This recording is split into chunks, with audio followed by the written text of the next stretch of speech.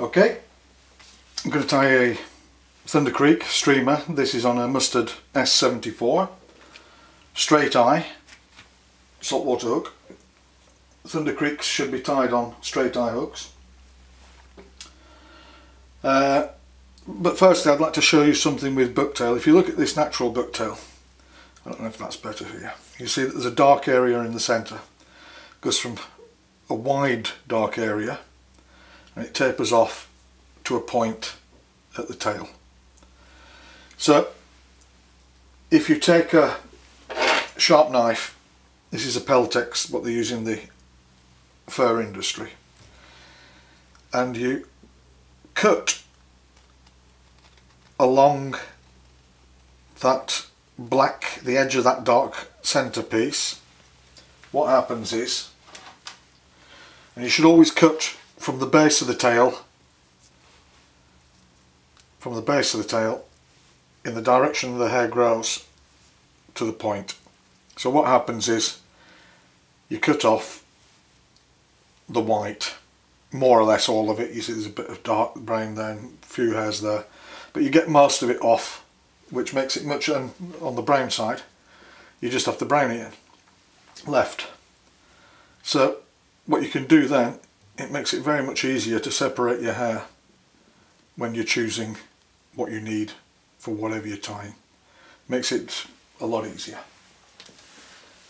Okay, let's get on with the Thunder Creek. These have become very popular recently for some reason. They are a good fly. I've used them for years, especially in salt water. So attach your tying thread, and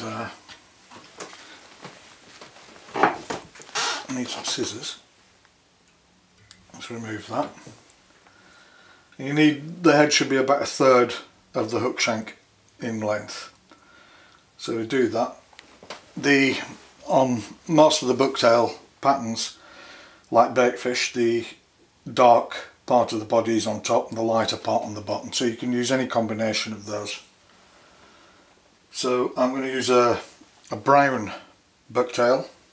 It's kind of a browny pink beigey thing, but I like the colour of that on the top side, and I'm going to use a fluorescent yellow on the underside.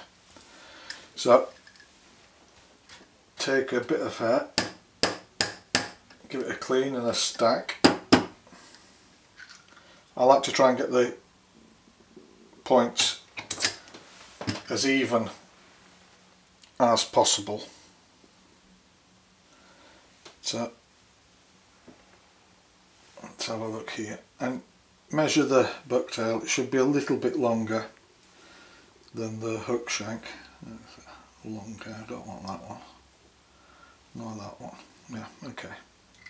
So important that your tying thread is right in to the hook eye. Yeah, let's measure that again. There we go. Place that over a couple of times. Try and keep this material on top of the hook shank because you want a good where they actually come together. You want a definite line from the dark and the light. So don't go further back than the size of the head you wish to have, otherwise the body will be too thick and the head will be too thick. And we'll just, there we go, cut that off, whip that down. There we go. Now again, make sure you're tight into the head of the hook eye with the material, and it keeps on top. Excellent. Okay, we'll turn the vise upside down and we'll take the yellow hair again,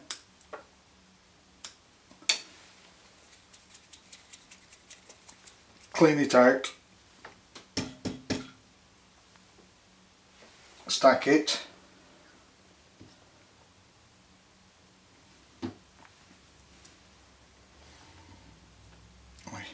Nearly lost that one.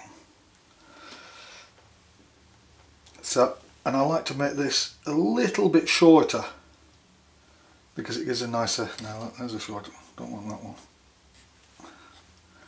Gives a nicer tapering to the body, I think. So, a couple of times around, tighten that up. Back along the head. Like this. Scissors.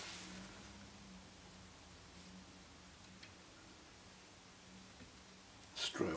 I'll get the rest of that. There we go. Get that off. There's the stray one.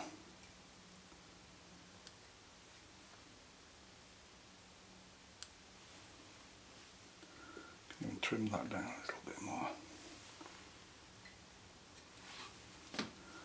There you go. Tie that down. Now again, make sure that we're going all the way into the hook eye. Has to be tight there. You can just fold it back. Now you see there's a bit of a gap there. Got to get rid of that.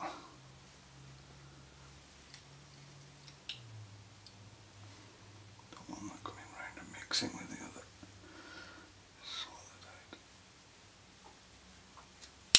There we go.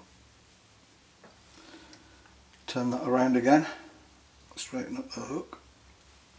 Now, what I like to do, if you move your thread then to the what will be the neck of the fly, straight after the head, on my tying bench, I like to keep a whole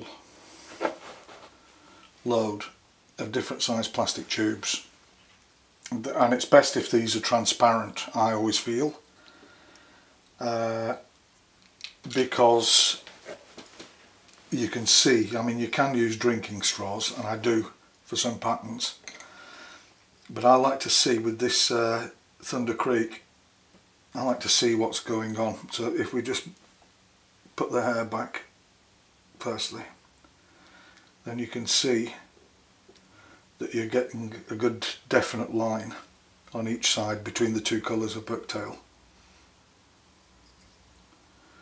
Stroke that back, and then you stop at where your tying thread's hanging, because you know that's the correct position for the neck.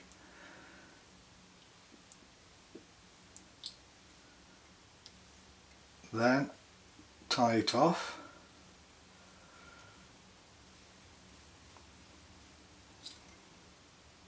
You can remove the plastic tube then. And don't worry about this flaring, we'll sort that out.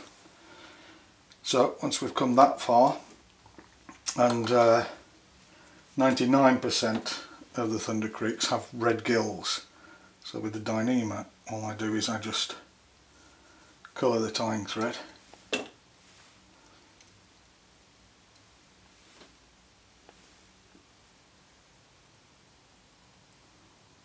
and just wind in the red gill.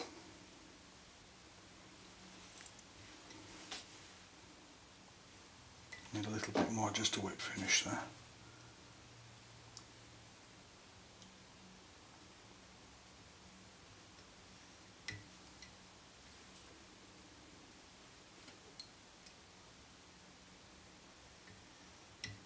There we go. I can remove the tying thread. We need some tape eyes. These are bright yellow.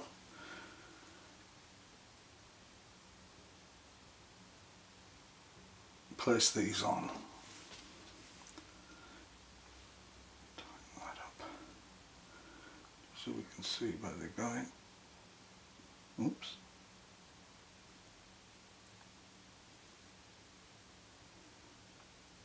On each side. Then we moisten the fingers and just wet the body. Need some UV. Nothing happening with that. Okay, sorry about that. I had a nozzle that had gone west. We take the UV and just very carefully cover the eyes, the head, to get them all in position.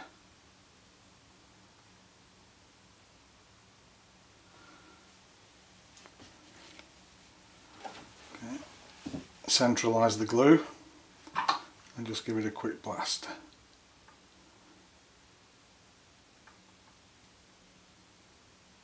There we go. Again. Nice coat. When you're coating this, make sure you go over you get right into the hook eye and over the red tying thread gills.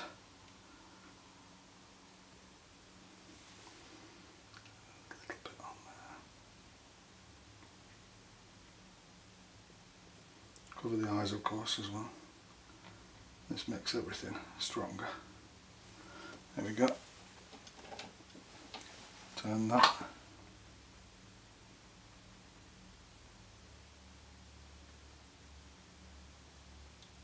Now, if you've seen me do deer hair and bucktail and hackles as well, I also do, to get the wings nice and straight.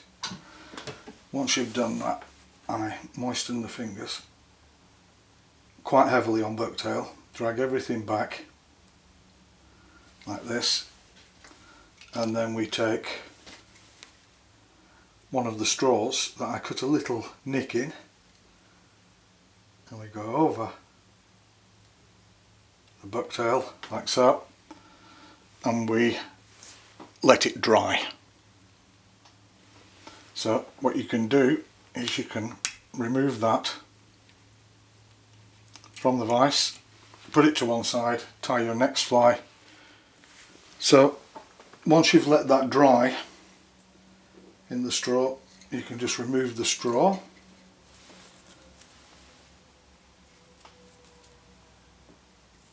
and give it a brush, and you get a perfect Thunder Creek.